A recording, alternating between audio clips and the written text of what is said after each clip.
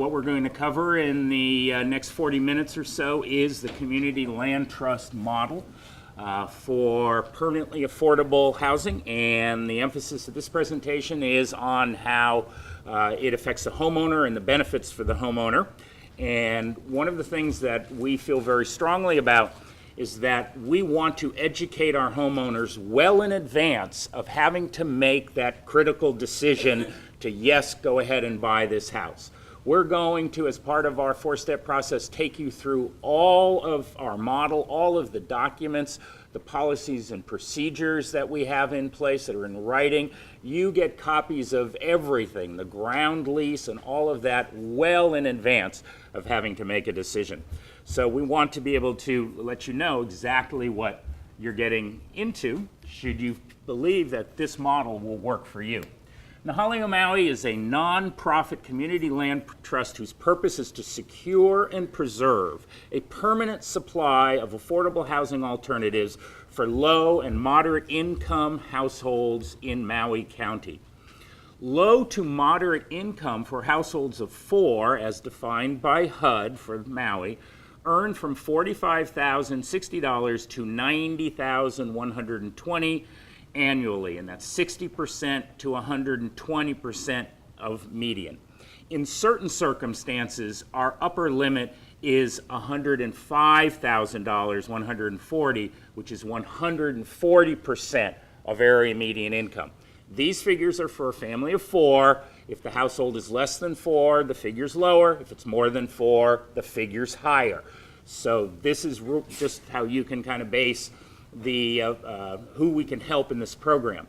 Unlike many nonprofits who can only help families of 80% and below, the IRS will let us go up to 140%, because when we petitioned for our tax-exempt status, we provided the IRS with all of the statistics on how expensive housing is on the county of Maui, and that people in the 80 to 140% AMI, which is the majority of the island, they need help because single-family homes are just priced way above what even those income earners can afford. When we are using grant money, the funding agency sets that upper limit. And in most cases, it's 120%. But when we are using our own funds, which we're doing more and more of at this point, we can go up to 140%. So when we make a property available, we will let you know what that top is. Is it 120 because of the funding agency, or is it 140 because it's our own money going into it, and we want to help as many people as possible. So we'll go up to that 140 limit whenever we can, whenever the funding agency allows us to do that. Okay, so how does the Community Land Trust work?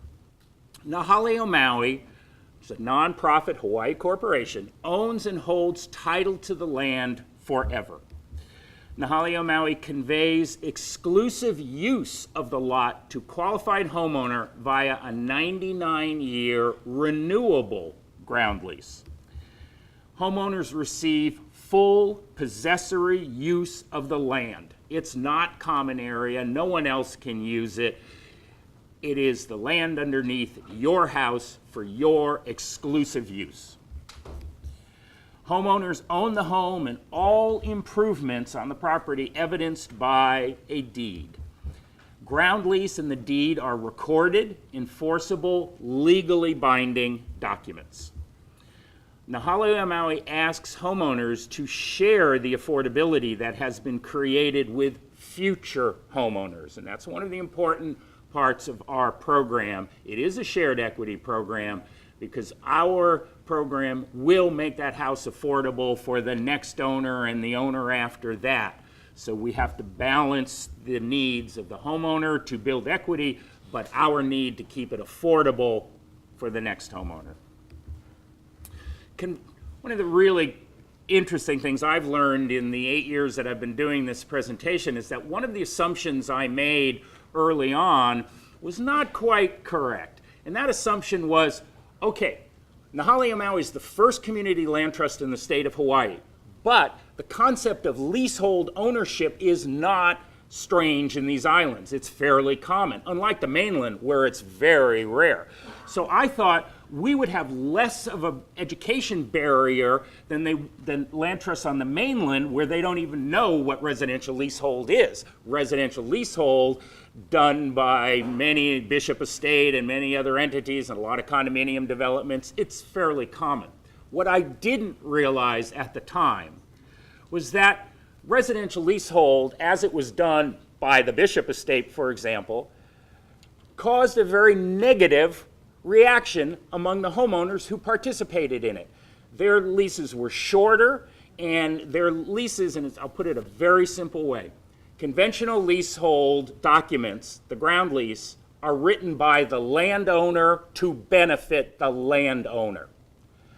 Our ground lease was written by us to benefit the homeowner. And we're a nonprofit agency who owns the land. Profit is not part of our picture. So it's just not part of our being at all. So our ground lease is actually very different than conventional.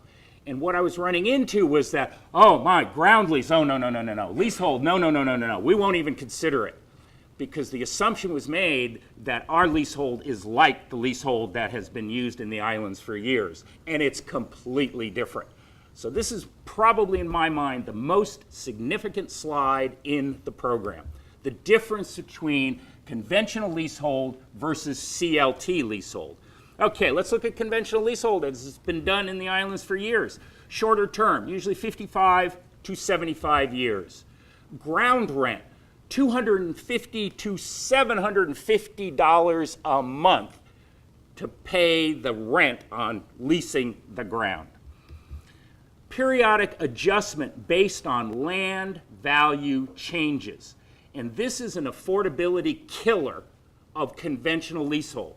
What it means is that periodically, often about every 7 years, the property is reappraised and the ground rent is raised based on the changes in land value. And that's where the dramatic changes take place. It's in the land value. It's not the value of the improvements. It's the land value that keeps going up as time goes on. When you have your ground rent tied to the land value, you can be facing an overnight change of as much as $250 going to $750 based on that reevaluation of the land. And low and moderate income families cannot afford that kind of volatility in their monthly payments. It just doesn't work. The other thing, which I think is probably the most significant, is that in conventional ground lease, there is a surrender clause. And what that means is that the improvements revert to the lessor, that's the landowner, without any compensation to the lessee, the homeowner. This means literally at the end of that 55 years or 75-year leasehold, the homeowner packs their bags and they walk out with nothing. That's it. All of the improvements on the land revert to the landowner because the landowner wrote the lease that way. Let's take a look now at the community land trust leasehold. Term, 99 years, renewable by the homeowner or their heirs, which would probably be the case, for an additional 99 years. That's 198 years of exclusive control of that piece of land goes to the homeowner. The ground rent is $45 a month. That is highly subsidized over market rate. Periodic adjustment. Yes, there is a periodic adjustment in our ground rent, but it's simply to keep up with inflation. Every 5 years, we'll take a look at the Consumer Price Index for Honolulu, which just is a measure of inflation, and we'll adjust the ground rent based on CPI changes. We have had homeowners now for over 5 years. Last year, our first group of homeowners reached their 5th anniversary. Their ground rent started at $40, and it went up to $44.50 after that 5-year adjustment. That is a Menini adjustment compared to the change in land value that took place. All we want to do is have the ground rent keep up with inflation. So 20 years, 30 years from now, that ground rent has the same relative value as it does today. It's highly subsidized, but it is important revenue for Nahalio Maui as an organization because we have to build a sustainable organization so that we're there 20 years, 30 years from now, and still in business helping homeowners. And it's a modest way to do it. And here's the real huge difference. There is a surrender clause in our ground rent, our ground lease, and it says that at 99 years, if the homeowner or their heirs choose not to renew the ground lease, they do have to surrender the property to us. But they don't pack their bag and walk out with nothing. They, number one, have the election to extend the lease. They don't have to not extend it. But if they choose not to extend it, we have to buy the house back from them for the resale price that is contained in the formula in the ground rent. So that means that, when you think about it, that's a huge difference in the value of that leasehold interest.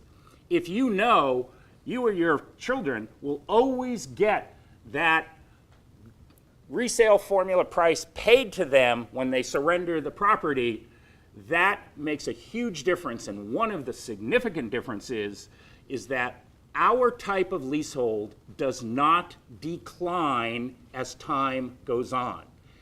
Think about it. Conventional leasehold, the closer you get to the end of the lease, the less value that lease has because at the end you have nothing.